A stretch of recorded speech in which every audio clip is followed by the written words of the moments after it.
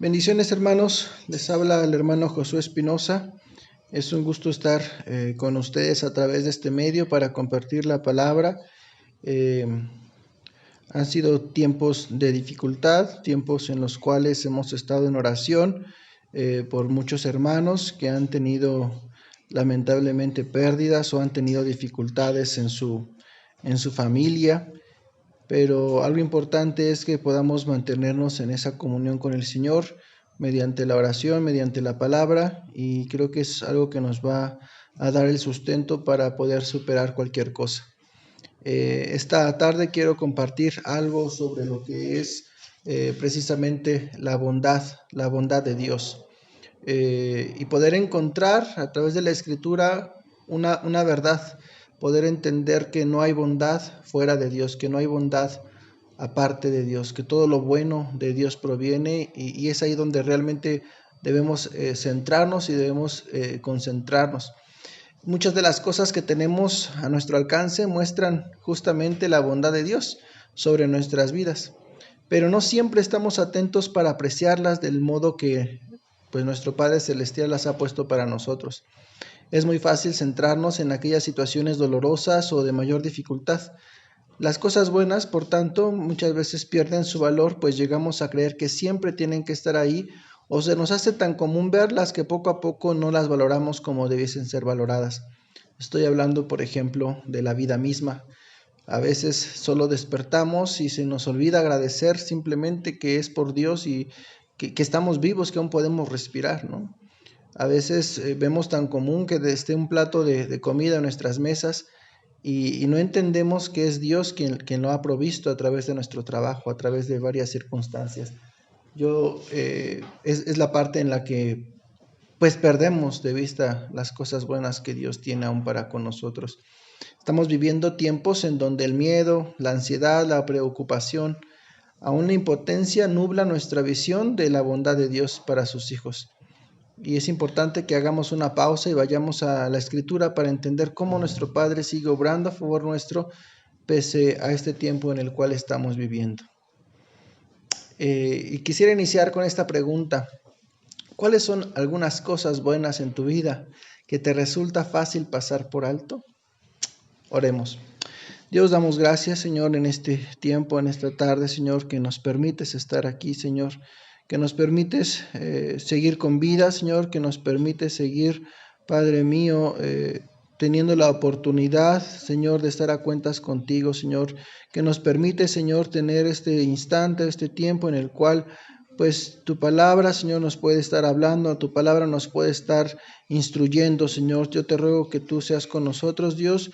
Te ruego que sea de bendición para cada uno de nosotros este momento, este tiempo, Señor. Bendice a mis hermanos donde quiera que se encuentren, Señor. Afianza su fe, fortalece nuestras vidas, Señor, de tal modo que podamos reconocerte en todos nuestros caminos, Dios. Damos gracias, Padre. Amén. Y pues bien, vamos a estar tocando algunos versículos en la Escritura que nos van a permitir justamente entender y comprender cómo es que Dios puede manifestar su bondad aún en las cosas más adversas a nuestros ojos. Tenemos que entender que todas las cosas que poseemos son porque Dios así lo ha obrado para que las poseamos. Él siempre está en control de todo. En su soberanía y en su omnipotencia, Él tiene asegurado todas las cosas. No hay nada que se escape de sus manos. Cuando vas al trabajo y recibes un sueldo, pues es porque Dios así lo ha dispuesto. Cuando llegamos a enfermar y tenemos que ir al hospital y podemos recuperarnos, pues es porque Dios así lo ha permitido. Y si no sucede así, también Dios lo ha permitido. Cuando las cosas no son tan buenas a nuestro parecer, nos cuesta mucho asimilar pues que Dios sigue siendo soberano. Pero vayamos a la Escritura, Jeremías 32:40. Dice así: y haré con ellos pacto eterno, que no me volveré atrás de hacerles bien, y pondré mi temor en el corazón de ellos para que no se aparten de mí. Esta escritura, esta porción de la palabra, pues habla de que Dios hace un pacto de gracia. Este pacto del cual el día de hoy tendemos nosotros este beneficio. Somos partícipes de este nuevo pacto. y es un pacto indisoluble, no se puede cambiar, no se puede pasar por alto, no se puede disolver, no se puede deshacer. Y este pacto es el que, gracias a nuestro Señor Jesucristo, a su muerte, a su resurrección, es que hoy nosotros gozamos de esta vida eterna. Y es algo que no puede, cuando Dios nos ha llamado a su presencia, cuando Dios nos ha elegido para ser sus hijos, es algo que nada puede cambiar, nada puede hacerlo distinto. Y enseguida de este pacto eterno dice Jeremías que no me volveré atrás de hacerles bien. Y esta porción pues habla de cómo Dios, ¿verdad? Tiene una promesa para sus hijos, para aquellos en los cuales Él ha centrado ese pacto. Romanos 8:28 pues nos habla y nos dice, si sabemos que a los que aman a Dios, todas las cosas les ayudan a bien. Esto es, a los que conforme a su propósito son llamados. Y si el Señor nos ha llamado, pues lo ha hecho con el propósito de traer bien a nuestras vidas. Pero a veces nos queda esta pregunta, ¿por qué ocurren cosas malas a los que aman a Dios? ¿Por qué a veces tenemos aflicción? ¿Por qué a veces tenemos dificultades? Si en nuestro corazón hay un temor, una reverencia por nuestro Señor. Pero realmente aquello que vemos malo, pues en realidad está cumpliendo un propósito mayor para nuestro pensamiento. Es decir, no se trata de nuestra perspectiva, no se trata de nuestra visión solamente, sino del plan que Dios tiene para con nosotros. Y esto es lo que nos cuesta trabajo asimilar. Nosotros vemos una porción, a veces limitada, de todo el plan que Dios tiene para nuestras vidas. Y es precisamente esta necesidad que debemos de tener de estar en ese continuo contacto con nuestro Dios para que Él nos haga evidente el plan, el propósito que Él tiene para con nosotros. Mire, vamos a ver esta perspectiva. Como padres, cuando uno de nuestros hijos está en peligro, pues damos advertencias sobre lo malo que puede pasar si el hijo continúa haciendo una acción en específico, ¿no? El niño está jugando con algo peligroso y tú le dices, dámelo porque te puedes golpear, te puedes pegar. El niño no entiende, sigue jugando y cuando se lo quitas, el niño llora.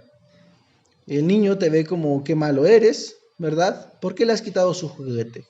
Pero en realidad lo has hecho con un propósito mayor, ¿no? El cuidar o tener cuidado de su cuerpo. ¿Qué pasa si un adolescente, por ejemplo, pide permiso a sus padres para salir con sus amigos y los padres se dan cuenta que esas amistades pues, lo pueden inducir por caminos que no son agradables delante de Dios? Y al darse cuenta, pues los padres le niegan el permiso. ¿Qué va a hacer el joven? Inmediatamente se va a enojar, va a decir que sus padres son injustos, que no saben lo que hacen, que se equivocan, pero la realidad es que la decisión fue en favor del joven. Es decir, los padres no lo hicieron simplemente por su voluntad de no quiero, sino porque ellos pudieron ver algo más allá de lo que el joven no podía ver. Y es esta manera similar, o de esta manera similar, es por la cual Dios actúa a favor nuestro en todas las circunstancias que nos acontecen. A veces nosotros tenemos una visión limitada de lo que Dios está tomando, de lo que Dios está teniendo, pero pues la realidad es que Dios tiene un plan totalmente distinto, un plan diferente. Nosotros tenemos que entender y buscar esa dirección. Señor, ayúdanos a entender ¿por qué? ¿Por qué las cosas actúan de este modo? ¿Por qué permitiste que las cosas sean de esta manera? No es tanto decir, no quiero que vengan, sino decirle al Señor, ayúdame a entender el por qué sucede esto, ¿no? ¿Cuál es el propósito para mi vida? Y no rechazarlo, sino simplemente decir, gracias Dios, porque aún en esta dificultad tú sigues teniendo el control. Y Jeremías continúa diciendo, y pondré mi temor en el corazón de ellos para que no se aparten de mí. Y esta parte de la escritura pues tiene una amplia relación con lo que Romanos dice en su primer premisa. En Romanos 8:28 leíamos, y sabemos que a los que aman a Dios, y aquí viene la primera condición, para que las cosas nos vayan bien, para que las cosas ocurran de una manera favorable, de una forma en la cual podamos entender que Dios está obrando, el primer principio dice, tenemos que amar a Dios. Y aquí ya es una tarea sumamente importante, ¿no? O de dificultad para el hombre por sí mismo. Porque para amar a Dios necesitamos a Dios, ¿no? Dice que el que no ama no le conoce porque Dios es amor. Entonces yo necesito a Dios para poder amar a Dios. Yo necesito que Dios me elija, que Dios me llene, que me dé esa vida nueva en Él, para que yo entonces pueda manifestar a otros el amor. Si yo no tengo al Padre, pues no tengo al Hijo y por lo tanto pues no tengo ese amor que puedo manifestar no solo a mi prójimo, sino a Dios mismo. Y entonces aquí dice, y pondré mi temor en el corazón de ellos para que no se aparten de mí. Aquí vemos cómo es que Dios obra, no es el hombre, sino es Dios actuando en la vida del hombre, diciendo, Dios pondrá en el corazón del hombre el temor necesario para que pueda amarle, para que pueda buscarle, para que pueda estar en esa intimidad con él día con día. Y vean esta condición que vemos en Jeremías, y dice, pondré mi temor en el corazón de ellos para que no se aparten de mí. Aquel que dice amar a Dios, aquel que dice estar sometido a su voluntad, a su soberanía, debe tener una peculiaridad, no debe estar apartado. Yo soy la vid, vosotros los pámpanos, el que permanece en mí y yo en él, este lleva mucho fruto, porque separados de mí, nada podéis hacer. Aquí habla una relación importante, que como hijos de Dios tenemos que tener esa estrecha comunión con Dios. Yo no puedo asegurar y decir, miren, yo amo a Dios y estoy muy bien distante, no lo busco y aún así me va bien. Porque entonces esas cosas que aparentemente son buenas, tal vez sean un espejismo. O sea, puedes caer en aquello que solamente tu carne ve como bueno, pero no lo que Dios realmente ve como algo bueno. ¿Me explico? Podemos caer en esa parte. Si yo me regreso a la perspectiva del niño, y el niño sigue jugando con aquel objeto peligroso, y dice, qué buenas cosas me están pasando, qué buenas cosas me están pasando, pero se aleja del padre. Y entonces el padre no puede escuchar la voz del padre diciendo, deja eso, y simplemente decide alejarse del padre. Él en su pensamiento va a decir, es que estoy teniendo cosas buenas, estoy teniendo lo que yo he querido, pero puede tener una consecuencia fatal, puede tener algo de lo cual pues el padre quiso tratar de impedirlo, pero él simplemente se alejó, dejó de oír la voz del padre y por tanto puede estar condenado a tener un desenlace no agradable. Así nosotros con nuestro Padre Celestial. Él está ahí constantemente intercediendo por nosotros, viendo la necesidad que tenemos realmente, no la que nuestra carne o nuestro pensamiento tienen, sino lo que Él considera mejor para nosotros. Y a veces no lo queremos, simplemente queremos lo que a nosotros nos gusta más, pero en realidad es que Él tiene ese control sobre todas las cosas. Y es ahí donde tenemos que estar sometidos a lo que Él disponga para nuestras vidas. Para que todo entonces me sea de ayuda, primero tengo que amar a Dios, es decir, tengo que tener una íntima relación con el Creador, amarle, buscarlo, estar en su presencia continuamente. De este modo será más fácil poder encontrar sentido a todas las cosas, aun por más malas que parezcan a nuestros propios ojos. Cuando yo estoy en intimidad con Dios, nada de lo que me acontezca, por más difícil, por más doloroso que pueda ser ante los ojos de otros hombres, si yo estoy en esa intimidad con Dios, yo puedo entender todo tiene un propósito, todo tiene el control de Dios y por tanto, esto es bueno también para mí. Cuando a nuestros ojos les parezca que no hay bondad de Dios, antes de renegar, tenemos que mejor pedir primero entendimiento para comprender la bondad de Dios en medio de la dificultad. Vayamos ahora al Salmo 30, versículo 5. Y aquí vamos a encontrar otra palabra que nos expresa que los momentos de adversidad son pasajeros, son efímeros, no duran por mucho tiempo. Salmo 35 dice, porque un momento será su ira, pero su favor dura toda la vida.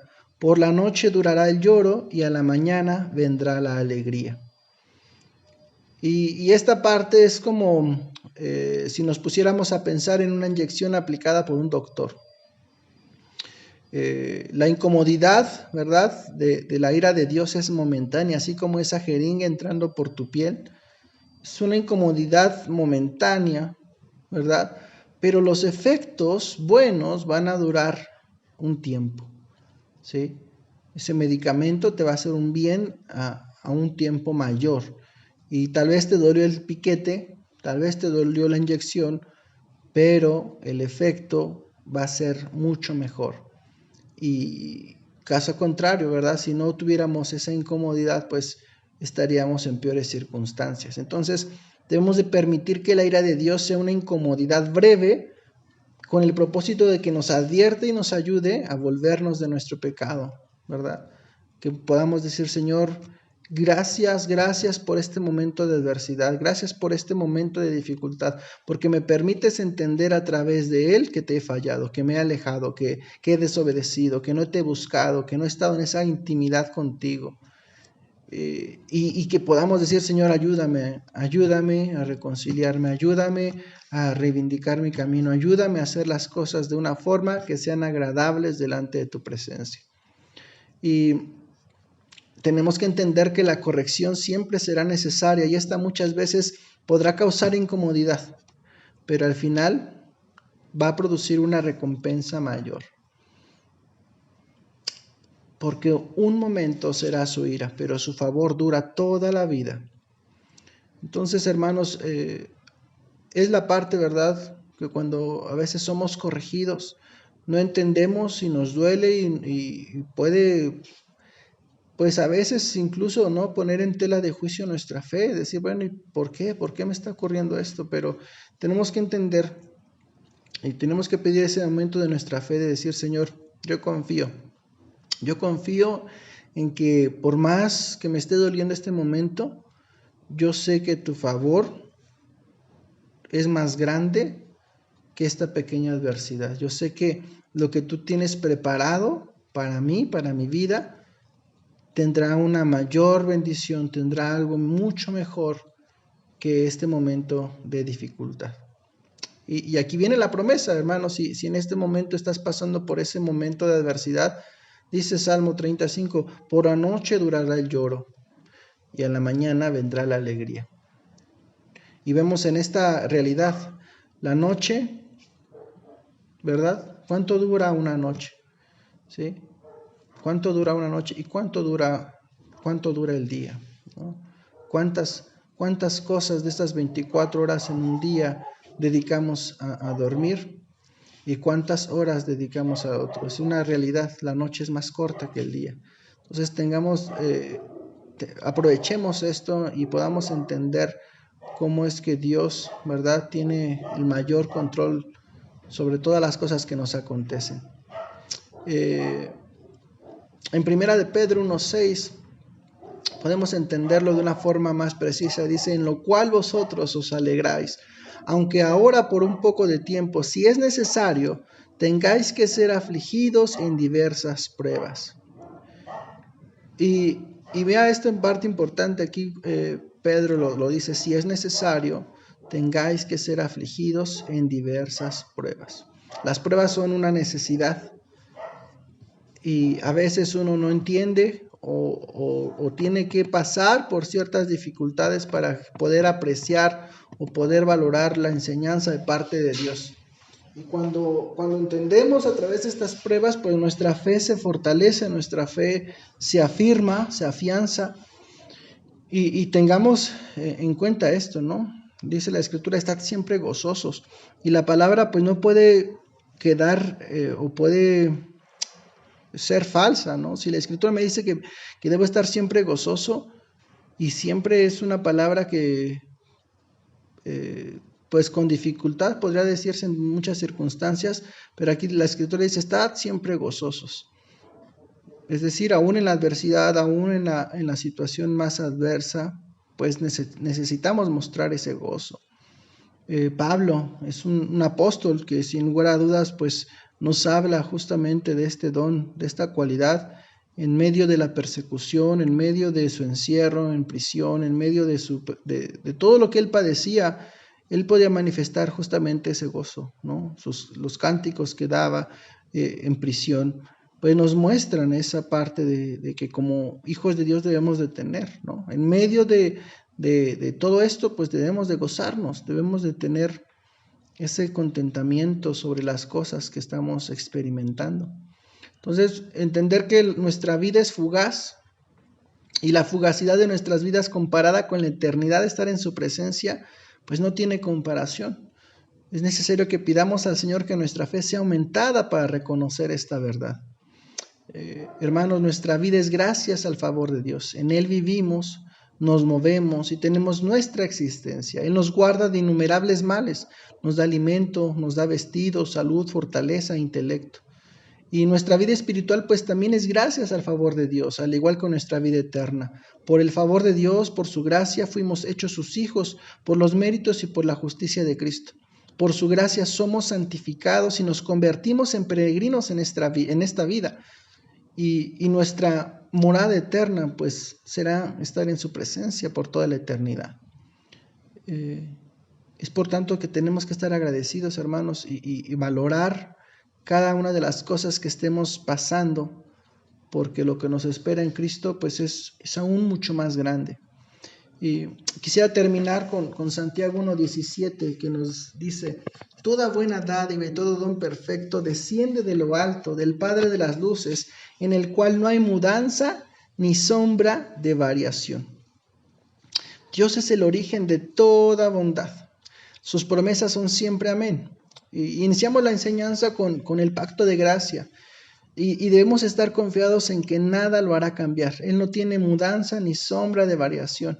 El mundo podrá aparentar dar cosas buenas, pero en realidad son solo disfraces para algo que no durará por la eternidad. Pongámonos a pensar un momento, antes de esta cuarentena, que podíamos ir a todas partes, ¿no?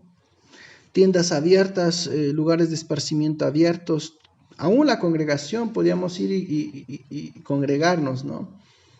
Y de pronto, cuando vas a la tienda, cuando vas a algún lugar por esta necesidad y no puedes entrar porque no tienes el protocolo, ¿no? A veces dicen, no, es que no trae cubrebocas, no trae esto, no trae aquello, no puede salir, no puede hacer esto.